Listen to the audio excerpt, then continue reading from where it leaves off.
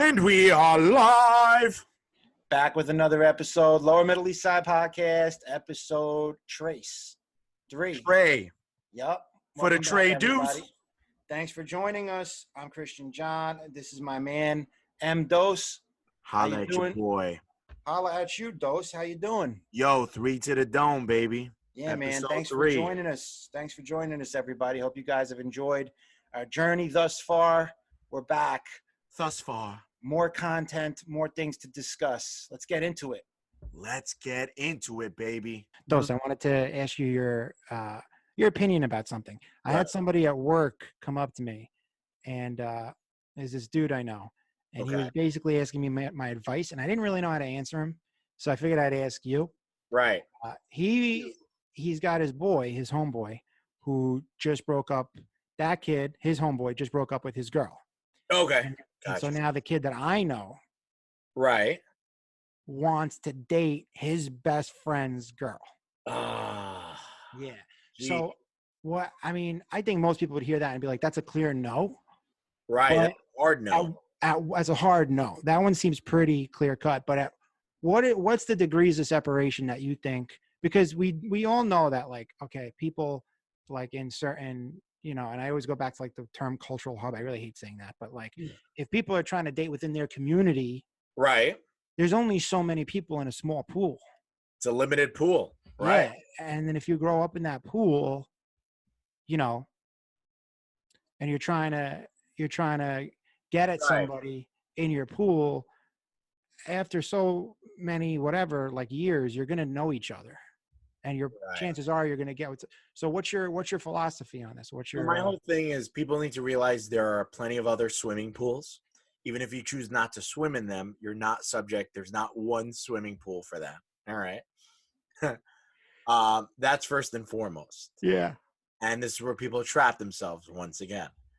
In terms of dating somebody, first of all, that was a fresh breakup, that's a hard no.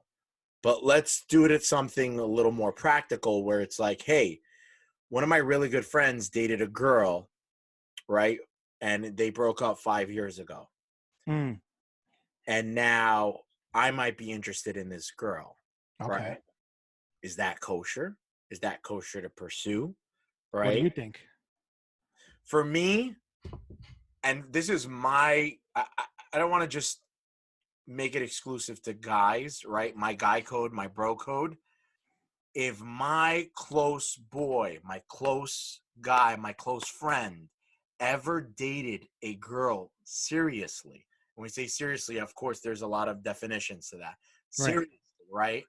First of all, I think if my close friend's going to date a girl, I'm going to be part of that relationship and dynamic by default, right? Because I'm close to that person. So she's going to come into that intimacy, right? That close circle. So for me, I can't imagine me trying to date someone who was intimate with one of my close friends. And for me, that's the ultimate form of betrayal and disrespect. That's my take on that. I'm a hard no. I don't care how many years you've been dating. Like, if it happened 10 years ago, 20 years ago, that's a hard no. Once my bro dated a chick, she is thrown into the sister zone. That's how serious I take it. Right.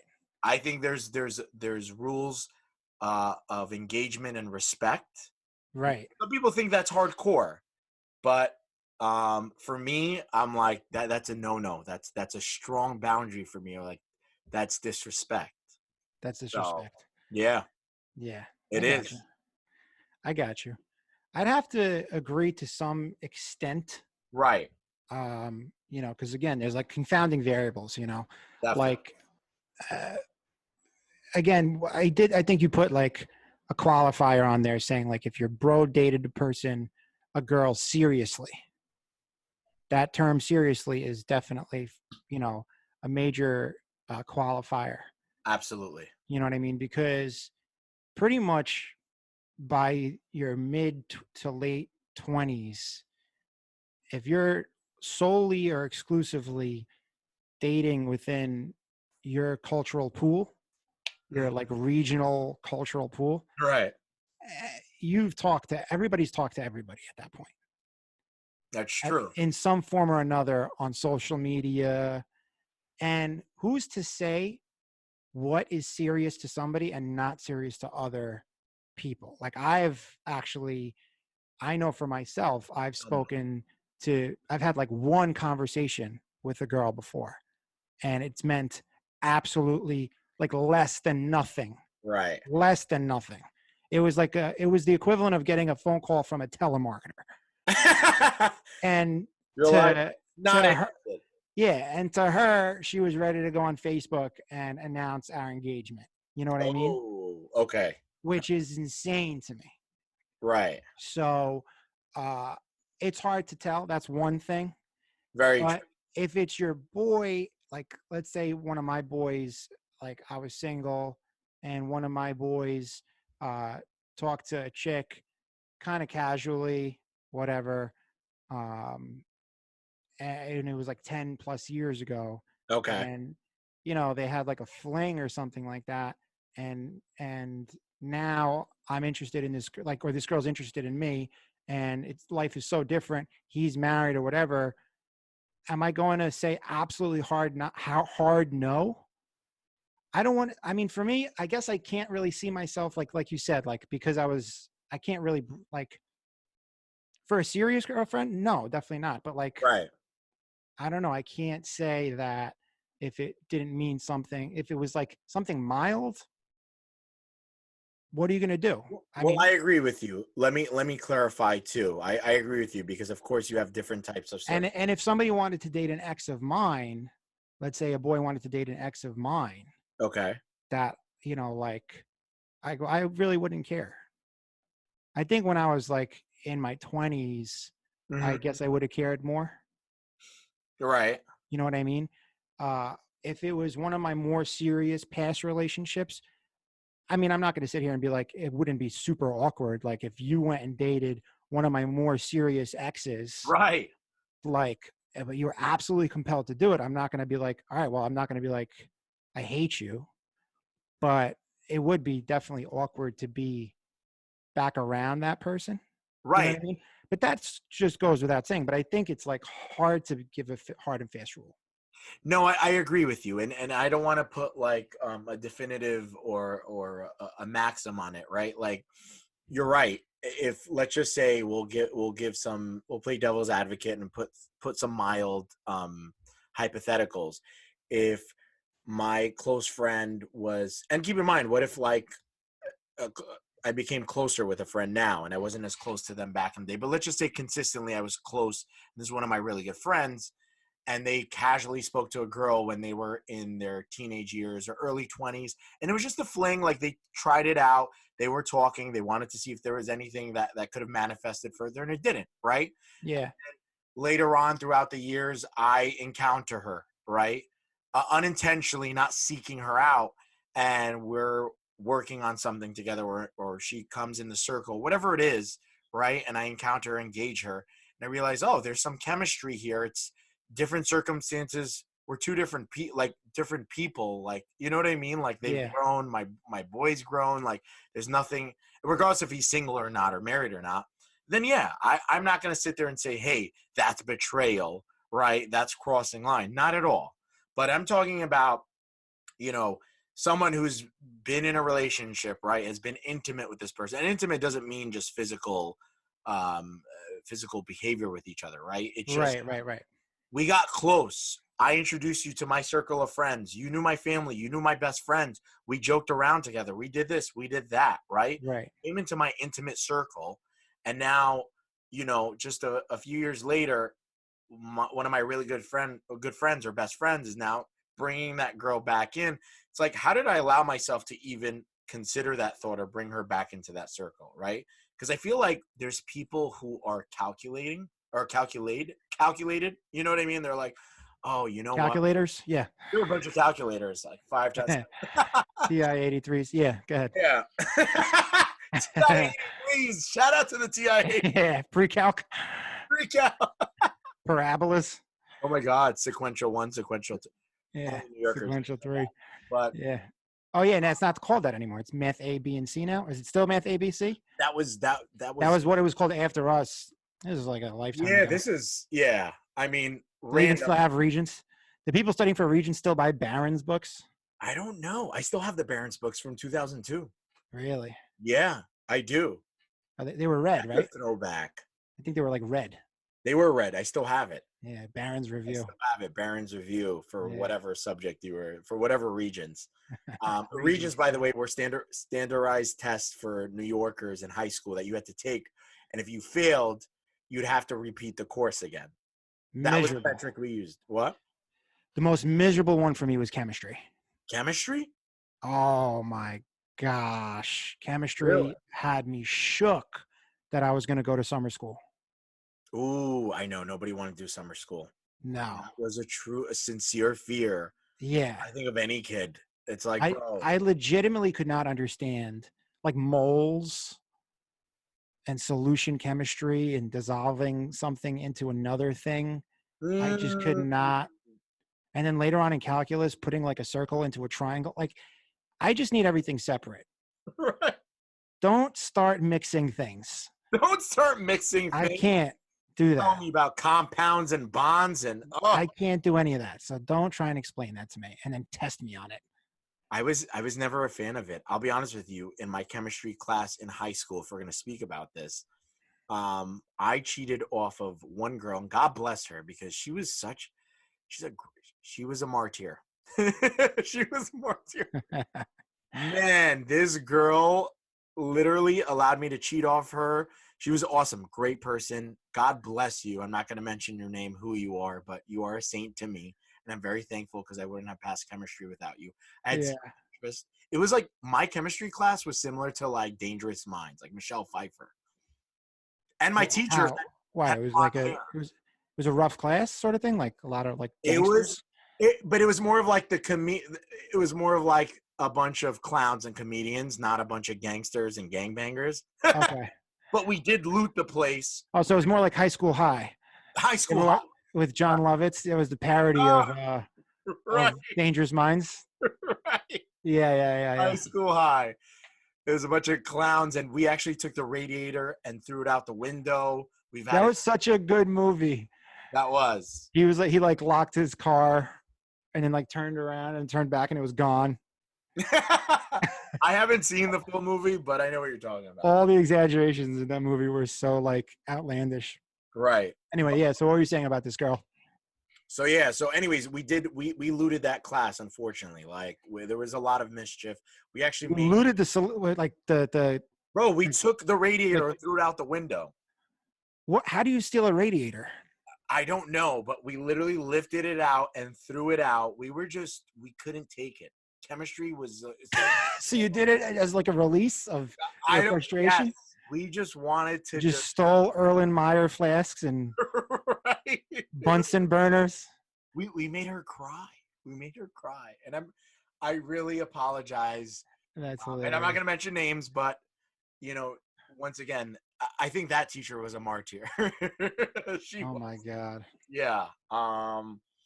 But that was interesting. Chemistry was not fun. Not one of my favorite subjects at all. But no, chemistry was miserable, and history for me, I felt like I hated history. I felt like it was a punishment. It was a punishment. I'm going to tell you. That's for like adults to memorize. Adults are so interested in that, the History Channel. Now I watch that, and that's cool. I Wikipedia stuff. I'm not great at knowing. I'm kind of like dumb when it comes to history and geography, like many Americans. But but as a kid, I could not sit through that, dude. I could not sit through it at all. And then I had to take the AP test in that.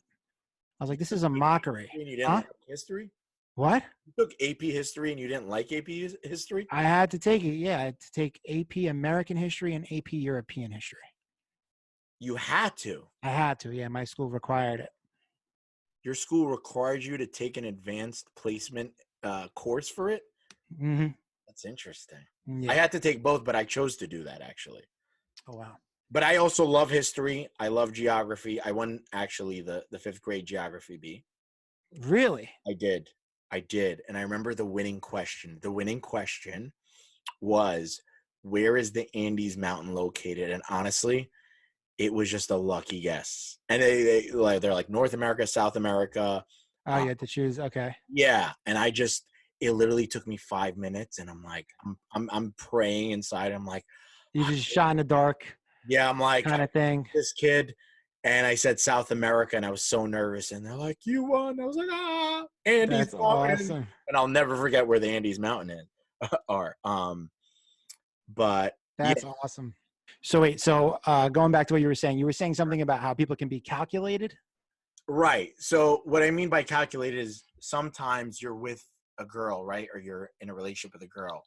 And this poses a whole nother situation scenario, but like you feel like some of your friends, I would say friends, might have been interested in that girl as well, right?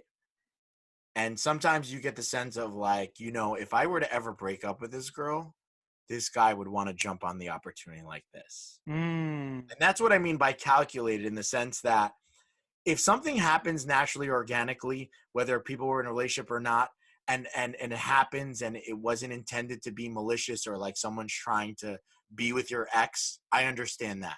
But if I feel like some people, to take it one step further, had it in them to like, I want to pursue this girl, and I don't feel like your friends are vultures. Right. I'm not saying my friends, but yeah, right. But you feel like you've met people some people can be like vultures, even if it's their friend's girl. 1,000. And this is what I mean by disrespect, betrayal. Like there's no code of honor, right? Like for me, that's huge. That's huge. Mm-hmm. And I'm not saying everyone's like that. That's not true. But I've heard stories where they're like, actually, they ended up marrying, their best friend's ex, and they don't speak to their best friend anymore. For me, I can't rationalize that. How are you best friends with someone and marry their ex, or like, or tarnish a friendship, right?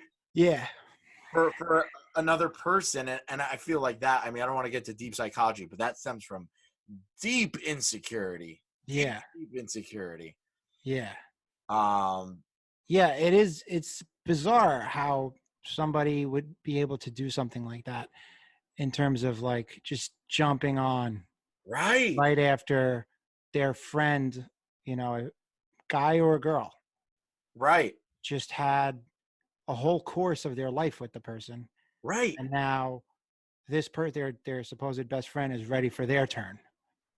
And I'm not going to even judge. Let's just say it's a guy after a girl, right? Let's just assume that. I'm not going to judge the girl, because that's a whole. Wait, what do you mean a guy after a girl? What does that mean? Like, let's just say I dated someone, and another guy friend started dating that girl, right? Okay, right. And this is a guy who's close to you. Right. Let's assume that. Right. Like, what does that say about the guy? But then if the girl accepts, what does that say about the girl? Right? Yeah. Where there's culpability on both accounts. And what does that say about both parties? Right? I think people rationalize, though, when there's something called like ethical amnesia. I don't know if this is exactly how it applies. Tell me. Sounds interesting. This might not actually be how it applies, so I could be misspeaking here. But when people just rationalize anything they want when they want something. I mean, It's kind of like, I feel like it's a flaw in us as human beings. Definitely. You know what I mean? So on the part of the girl, it's more understandable. Like if your ex broke up with you, right? Let's say you're dating a girl and you and your ex broke up. Okay. Okay. You and the girl broke up. Does it matter who breaks up with who? That's another caveat, right? Yeah, there's a million confounding variables. Right, but like, let's just say you and your girlfriend break up, right? Right. Her dating somebody else in your crew, I think a lot of people would argue she doesn't owe you anything. Whether she has it in her to try and respect a boundary and not go near because she still cares about you enough to not want to hurt you, that could speak to her being a tender-hearted person. But in terms of like code, I don't know that anybody would say that the girl owes you anything, in terms of, not you particularly, but I'm just saying but the guy, the position of you being your ex. You know what I mean? She's just out to do her at that point. Right. Like she's no longer bonded to you. Right. But it does get sticky though when it's like your boy who saw you have these like ups and downs and hills and valleys and may have even been there for conversations where you're seeking advice or you're kind of confused at times and you're, going through all these relationship roller coasters, and Right. he sees you in the process of that, and he's part of your support system, and then goes for her after that. And who knows what that says? Maybe he was in love with her the whole time. You know what I mean? So there's a lot of weird things, and yeah, it does. But again, I don't think it's cut and dry. Like, Right. I think on the part of the person, it's like who did the breaking up. Like, if it was me and one of my friends wanted to come after one of my exes from back in the day, Right. like, and there's a whole spectrum of people that you date, like in terms That's of the very level true. of closeness. That's very Unless it's one of like the major exes, which there really shouldn't be too many of those in a person's life. If there is, you know what I mean? Like, everybody's talked to a billion people, or maybe even had flings with a billion, whatever, fine, especially as you encroach on like your 30s. But if you've had like too many deep relationships, like, then that's like, come on. Right. And actually, I was going to say that. What about you definitely have your guy friends or your male friends, and it could fall onto female friends too, that like, they're just serial daters, right? Like, they just want to date people, and they can't not date people, and they have to be with someone. And so they just happen, by the time they're 30, they've spoken to like 40 people in your pool. Then what? Right. You know what I mean? Right. But I'm assuming these are superficial contact. Maybe some of them were in more depth, but that's once Right. again, there's discretion. But I think any person that's like, oh, I don't care if my best friend dated this person. If I like, for me personally, I think that's a character flaw. I Right. don't. I'm passing judgment right now. I know I am. Mm-hmm. The reason why is because I hold that standard to myself. Like, there's a code of honor. Like, how do you do that? Like, Well, to each his own, yeah. When that kid asked me, I have this thing where I don't really tell, I no longer tell people kind of the truth, I should say, about what they should do with their lives, because I feel like people are going to do what they want anyway. Yeah, that's true. Like when somebody asks me, oh, yo, what do you think of this girl I'm seeing? Or like, what do you think of this guy I'm seeing? I'm not going to be like, oh yeah, I think they're a jerk or whatever, even if I do, because chances are they're just going to keep seeing them anyway. And then, because they don't care what you think, they just want you to be like, oh, they're lovely, because they're seeing them for a reason, and nobody's going to stop a relationship because you said you didn't like them. Right, one encounter, one experience. Yeah, so I don't really give honest opinions anymore, because people will continue to just, and then when they end up marrying the person, if they do, then you just look like an idiot. You know what I mean? Well, you look like the person who just wasn't. And yeah, ideally the person could be like, well, he was just speaking their like truth, but that's not how it works. People are not like, oh, he came from a good place when he was speaking. They're just gonna be like, oh, this is the person who doesn't like the person I'm with now. Christian was just not into the person, and that's it. And it just drives a wedge. So now I'm just diplomatic about it. I'm like, yeah, man, do you whatever you got to do. Yeah, I'm sure it's. Do you feel? Actually, I'm going to take it one step further, because I like this discussion. Is that, do you feel like someone you're very close to, right? Do you feel like there's an obligation that if you do feel like, and this is with obviously your due diligence on the person and the dynamic, right? It's not like, oh, I spoke to her once and she kind of seemed like a jerk, so I'm going to tell him, hey, back off, right? Right. But what about you do your due diligence, you spend some time, and you're realizing that this could be more of a harmful thing for your friend, right? I see that all the time. But there's an obligation for you to speak up and say something. I've done it a few times. Mm-hmm. It's never ended in like this person listening. Okay.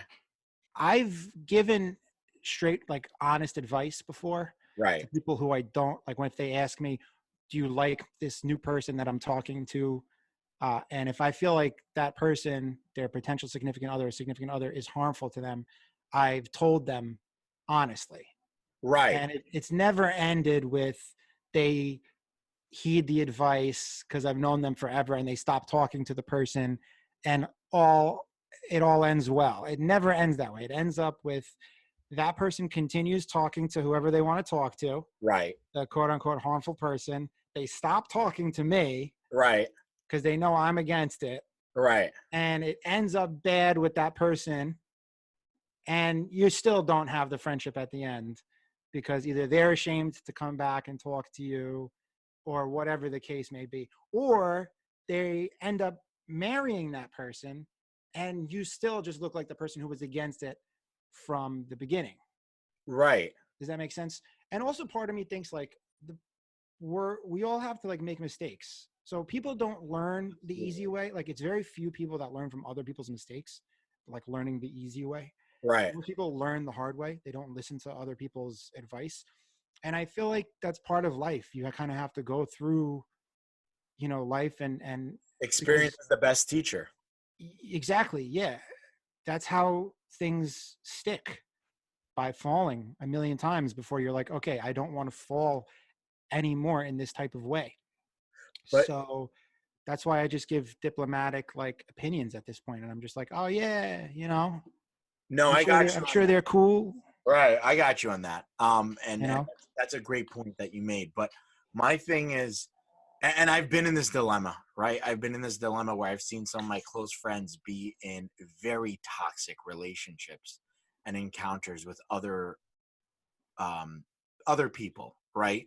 Guys with toxic girls and girls with toxic guys. I've seen both, right? And there are times, and unfortunately, you're right. There are people. I guess the coin term is asshole, right? What does that mean? I've never heard that. Asshole is someone who asks for your advice but never heeds it, right? That's funny. Yeah, I guess that's the slang term for it, right? Yeah. Such an asshole, right? Because it's annoying, right? You have friends who are like constantly make poor decisions, right? And we all make poor decisions, and we try to learn and advance and grow from it. But like you have the friends who are constantly making the same poor decisions, right? Yeah. And are falling to the same perpetual vicious cycle of whatever they're doing. And they're asking for your advice and like, hey, listen, last time this didn't pan out. Like I'm saying this because, and keep in mind, make sure your input is authentic in the sense that, hey, listen, I could be wrong, but be careful because these are red flags and I don't want to see you get hurt. I don't. Yeah, I definitely agree with that. Talking about red flags, I think that's the better thing than just saying this person that you're with is harmful. Right. Versus trying to equip somebody with general things to watch out for. Right. That's more, I think, going to stick. Like, just watch out for this, watch out for that. That is something that, like, I definitely believe in. Definitely believe in. Sure. Huh? For sure. That's necessary for everybody. Like, that's just like, we should all know that, That's a better approach. It's a better approach. I think it's better. It's more well received. Right. There aren't as many casualties, at the end of it. So I think that's a much better approach. Yeah. Yeah. No. And guys, we bring this up because both Christian and I have experienced this I've experienced it with some of my friends. I'm sure you have too. And it sucks. It sucks to see a loved one, a friend go through turmoil or go through the same issues that they've went through before and seeing them get hurt and putting themselves through this roller coaster of a ride that's just eating at them. It sucks. Yeah. I hate it. It sounds extreme, but either way, the most important thing that I've learned, and I'll share this, is that always be there for when they're falling, be ready to catch them. And that will always salvage the friendship. Like if it's a true friendship and the person really cares about you and you care about them, no friendship is beyond repair if the intentions are authentic and genuine. That's my personal opinion, and I've experienced that before. I had a friend who was in a really bad toxic relationship, 2 of them, and I was so upset because I felt like I lost my best friend to this person, and it sucked. And I told my best friend, I said, listen, I'm not happy about it. And the girl did not like me. She didn't. And I'll be honest with you, she didn't like me because I called her out on her crap, right? And wait, you called your boy's girlfriend out? Well, they weren't girlfriend, boyfriend at that time, but she was doing some stuff and she had him under a spell. Okay. And I was like, like I'm a nice dude, right? Yeah. But when it comes to that nonsense, I'll call it out quick, right? Gotcha. Don't do that to my loved one, right? Right. That's right. my bro. Don't mess around with him. Like I'm very protective over my loved ones, right? Right. I'm taking off my glasses. I'm like, yo, Oh boy. What's up? No, but it sucked, and I felt like I lost him for almost a year. And oh wow. he gave me a call. And it was like my brother was back. I was so excited. I didn't care about like what happened. I was upset. It doesn't matter because the love was there, and I wanted him back, and not wanted him back in a selfish way. I was like, yo, my boy's back. He's not with someone who's destroying his life, right? Like, if anything, I want to see him happy with a person who feeds life into him, who brings out the best in him. You know what I mean? But that's nice that you guys reconciled. That doesn't always happen. So that's like a blessing. Huge blessing. That if the relationship meant enough for you that you were willing to reconcile. And of course, he easily saw the love in you. That's easy to see for anybody who knows you. You're a loving guy. That you guys were able to reconcile and move past that. That's great. Right. It was difficult. I can't say like, hey, it was easy practice. And you do have to, of course, your ego is going to be tested on that. Like, oh, please, like, don't come back to me now. Right. Like, I told you so. And if, like I said, if the friendship is genuine, it's never, I told you so. It's like, bro, I love you. You know what I mean? Like, I want to see you happy. I don't want to see someone destroy you. That was the whole point. It wasn't because I want you, or it's like, you know, like a jealousy type of like, oh, she's stealing my best friend sort of deal. Right. Like, right. And I think people need to realize that. But yeah, no, we reconciled. Be my brother till the day I die. It's very dramatic, but yeah, these are tough situations, and this is the things that happen in our 20s and 30s, and you're like, oh crap, like I see this in movies and drama series, right? But when it actually happens, you're like damn, son, like this is gonna happen to me. Like, is this really happening? And so surreal. There's so many things. That's part of like just growing up with the same people. Since you're young, knowing the same people. Right. You know, that's just kind of how it is. It's how it goes. For sure. So. But yeah. Very cool. Very cool. All right, let's take a quick break. We'll be right back. Quick break, guys. So, you know what I was thinking about that kind of, I don't want to say annoys me, but sort of does annoy me. About what's kind of a cultural norm or has been going on since the beginning of time in the Middle Eastern culture, how we have it so that people in our culture respect the certain professions over other professions. Right. Happens often. Yeah. Many times with, for example, medicine, engineering, pharmacy, and other professions that are really great are not given the credit they deserve. Absolutely. You'd be able to attest to that, you'd say? For sure. I do feel like, you know, the prized child is, you know, anything in medicine, engineering, even the legal field fares like second to that, right? Yeah, I feel like that used to be, at least in America, it used to be pretty high on the totem pole in the 90s. I'll tell you why. And I actually learned this, not to veer off, but actually back in Middle Eastern countries, being a lawyer was basically a medicine reject. And I didn't know that. Oh, wow. I didn't know that either. Getting into law school, right, and studying whatever kind of law they practice in the Middle East, right? That was, you didn't need high grades. It wasn't competitive. I mean, that only attests to the legal system over there. They're like, our legal system's crappy, so if you're going to be a lawyer, it doesn't matter. Just need to defend. We're going to convict either way. Yeah.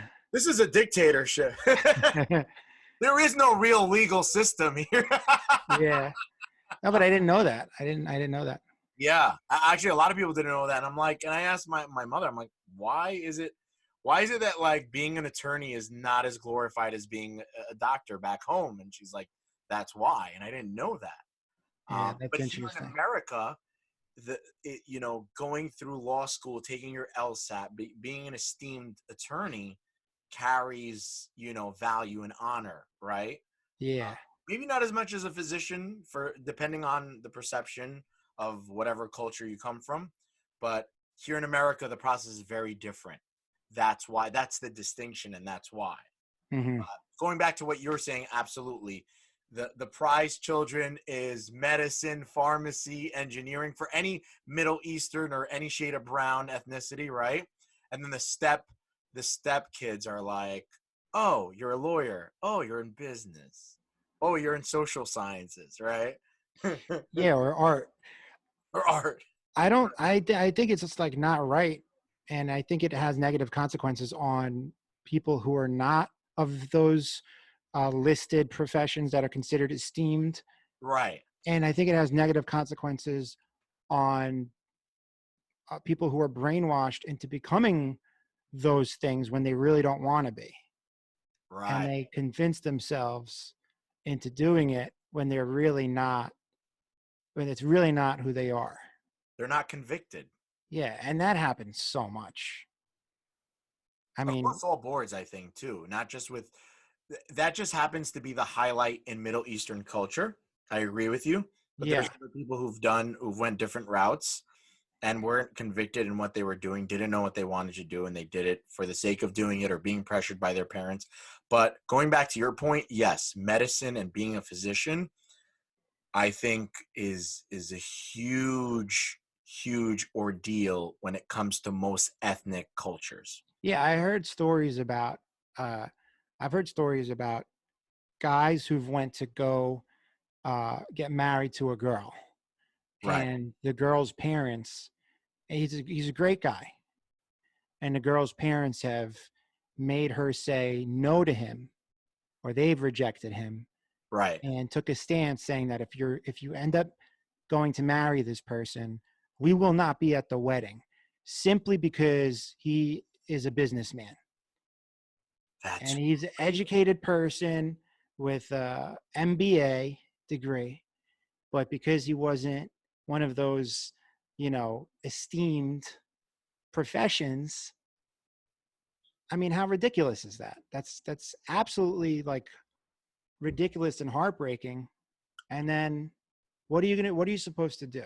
Like if that happened, if I was the guy in that position, Right. the girl is telling me that that's what her parents are saying, I'd be like, well, even if she was to say, I still want to be with you and I don't care if my parents don't come to the wedding. Right. I would be like, I don't want to come between you and your parents. It's still a blow.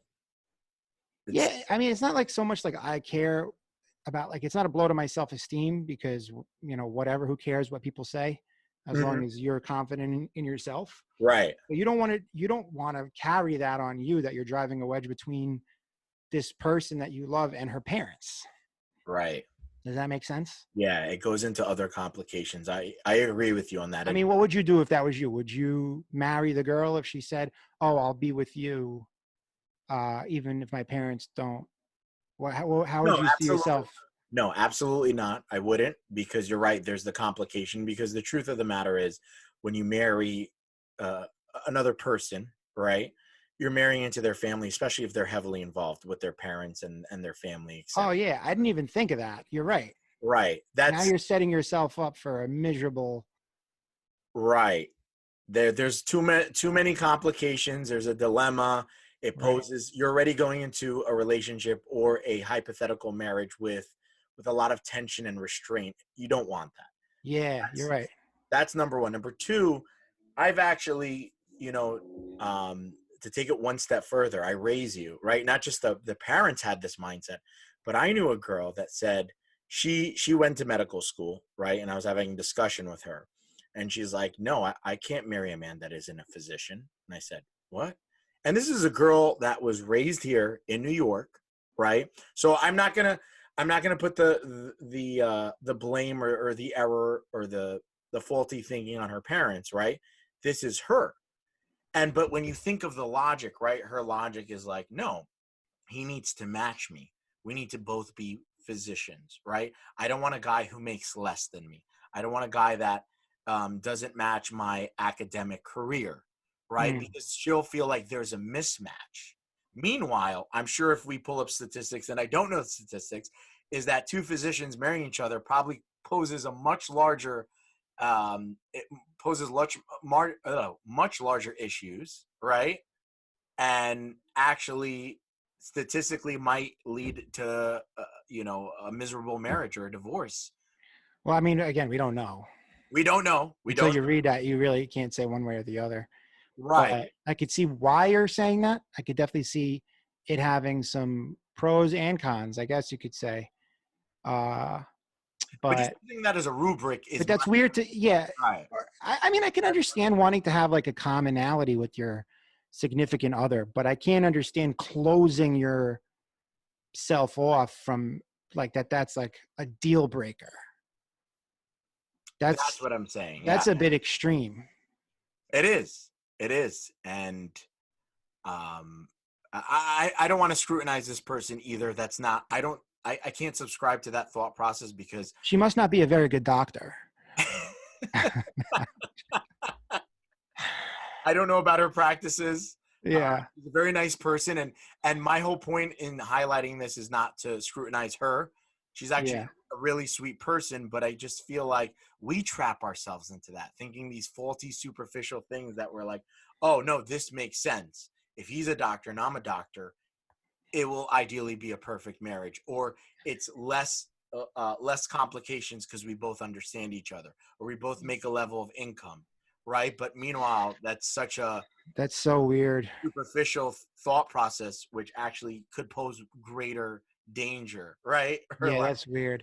Yeah. It's weird, man. But you hear, all these things are just weird. Like it causes so much weird consequences and reverberations and stuff.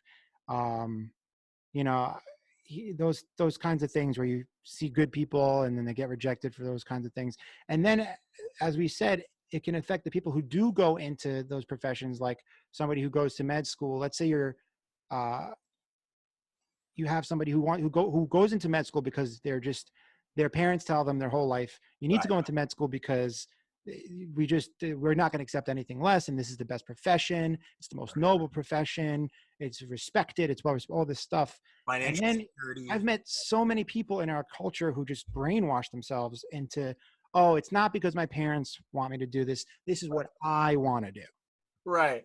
I want to sign up for a $1 million loan at a 20,000% interest rate and get sued by patients and have insurance companies not reimburse me and put my life at risk and be unsure as to whether or not I'm ever going to be able to pay my loan back, get a mortgage, retire, and be able to afford a family. I want to do that. Right. My family didn't put that on me. No. It's because I want to be noble. Come on, dude. I truly want to help people, and I'm like it's a true form of brainwashing that I really wish would stop. That's all I'm saying. I couldn't agree more. And I have to be honest with you, and we don't say that this is true for everyone, because I'll be honest with you, and this goes across all professions, and I'm learning now as I become older, is that when you do something with passion, it's very, very apparent, right? Mm-hmm. You could tell who's doing it because they have conviction and they have passion in what they do, how they speak about it, how they practice, right? Right. Versus those who are very technical, like, no, if I do this, and I feel like sometimes, and I've fallen subject to this, so I'm not ridiculing anyone. And this is sort of a thought. This is part of the growing process where I'm like, yeah, no. And when someone asks you why you're doing what you're doing, you're like, no, but I'm going to do this because A and B leads to C, and C is ideal. And you're like speaking about it abstractly, right? Or mechanically, versus someone who's passionately speaking about what they do. They're like, I'm actually doing this because I love what I do, right? Right. You This could see all the feels- difference. You could feel the difference. That's right. Right. I wake up and I want to do this. I'm excited to Right. get out of bed to do this. And for those people, they should go into those things despite the cons, because the world needs, you know, some of every kind of person so that it can keep Definitely. spinning, and, you know, we could stay in homeostasis and balance and stuff. Stasis. But yeah, but yeah, I just don't like that our culture does that. It perpetuates a lot of brainwashing, and it needs to stop because people are getting harmed. You know what I mean? You have a lot of people in the culture who come from the old country, Right. whatever country that is, Right. and they're doctors in their country, and they went to med school for free out there with no litigation. Doesn't really exist out there. They're getting paid cash money. You know, Is it free? med school's free out there. There's no loans. Right. And then they come here and they tell their kids to incur all this crazy burden of what it means to become a physician today in America. That's not fair. And then the parents go die after living a awesome life. And now the kid is responsible for paying back all that. And for what? You know what I mean? And Up until COVID, society made doctors look like crap anyway. They were looked at as like heartless people in the media, you know. really? I didn't sense that. They were looked at as like, you know, people who are not just robots who don't care if they tell the family that family members are dying or whatever. Like, that's just how it became a climate that was not celebratory of physicians. Right. And the true service that they do. Yeah, like it became a very anti-doctor society, I think, in the last 20 years until COVID came around, and then nurses and doctors started getting celebrated again. Replenish that. And I think also that the parents do guilt first generation people like us that come into born into this country from parents that immigrated from other countries. Like, I came from another country with $5 and I had my degree and I worked hard and whatever. And for some, that's a different story because some of them like open up diners and they build and they own real estate now and whatever. But then there's some who like, I left my native country and I was a prominent physician there and I was making money. And I came to America just to give you a better life. So now you feel guilted into, if I don't do this, and I wasted my parents coming from a third world country here rooting themselves, right? And sacrificing their entire life. And now I feel guilty. And even after they die, I'll feel guilty, right? Yeah. It's such a guilt-driven. Yeah. It's such a guilt-driven, you know, going back to what we were saying before about the vetting process. It's like, as much of a vetting process that these people do, it's not even a good one because they look and aspire for their princess daughters to have nothing but the best and marry this rich doctor. But they don't really oftentimes even look into the character of the person. So like they'll bypass some guy who doesn't make a whole lot of money but has wonderful character. Right. For a guy who's, you know, killing it, caking it, and here, take my daughter. You know what I mean? And then the moment the parents leave, that doctor who's killing it is slapping their daughter around, sort of thing. But hey, he makes the good money, so he was, you know, right. You know, he was the caliber that they were looking for. Right, but there's a lot of false pretenses with that. That's the problem. There's a false association with, he's a physician, so he must be a noble character, right? A virtuous person. Like, he's a hard worker, he's educated, so he knows better than to mistreat my daughter, right? No, yeah, exactly. But that's not the case. You're right. And then you have some exceptions of like, there's domestic abuse, there's neglect, there's this, there's that, and that falls on every single person of every single profession. That's a character trait. That's not a professional trait. And certain professions can enhance these traits, can mitigate them. I don't know. Yeah, well, I mean, I'm not going to say that we're going to correlate to, right, you know, something is going to enhance it, but education is what you make of it, and you can allow it to expand your mind, or you can do nothing with it and sit on it. Let's take a quick break, and we'll be right back. Dos, it's been another great episode talking to you. It's always a pleasure. Absolutely, brother. It was And great. for those of you guys who are not already following my man, you could follow him. You should follow him on Instagram. My boy Dose over here, his Instagram handle is at the Daily Dose, THEE Daily Dose. It's over there. He's putting out a lot of great content, so make sure you follow him. EE, baby. EE. Don't you get it twisted. That's right. And That's then right. at the same time, I want you to follow my very, very funny co-host and Broseph. That's Christian John Comic. ChristianJohnComic on Instagram. Go and follow this guy. He's hilarious. Thank you, man. Thank you.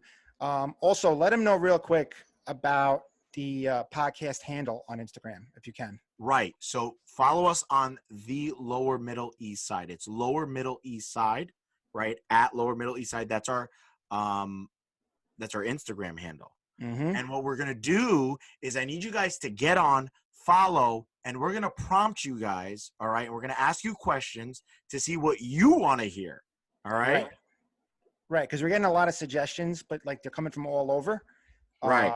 And we want it to be interactive because this is really for the followers and for the viewers and the listeners. But we want to just consolidate the line of communication. So that's going to be the best place to do it, right? Definitely. Guys, get on. Slide in the DMs. Talk to us. It's easier for us to read the DMs if you're already following because they're not going to go to a request. It's not going to fall in with the spam. So if you're already following, it just goes to either the primary or the general mailbox. Right. Just follow. Messages. Just follow, guys. Click follow. Follow. That's cool. And then also tell them about the YouTube. So we got the YouTube channel, and it's under Christian John Comedy.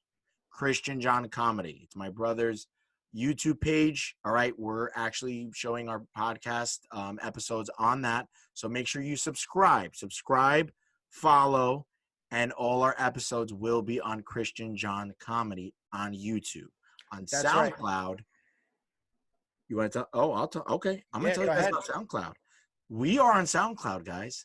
Yeah, because some people prefer listening. Actually, I think a lot more people prefer in the world listening to podcasts over watching it. True. So we'll cater to both. Stats on that, yeah. We'll cater to both. Right. You're visual or you're an audio, we're here. We're all AV, baby. That's right. But follow us on SoundCloud. That's at LMES NYC. LMES NYC obviously stands for the Lower Middle East Side. NYC, New York City is where we're based out of. So that's where it's at, people. That's right. And it'll soon be available where all podcasts, wherever you get your podcasts. Right. So right now it's on SoundCloud, which is easily accessible, and YouTube. And we are putting clips up on Instagram here and there. But there is a lot more content on YouTube, obviously, that is not available on Instagram and there's also a Facebook. We have a Facebook page. Follow us. That's new. That is new. Lower Middle East Side. Follow us on the Lower Middle East Side. Search it on Facebook. We are there. That's right. We really appreciate like. support. Yeah. Like. Yeah. When you comment, when you subscribe, it really does help us out.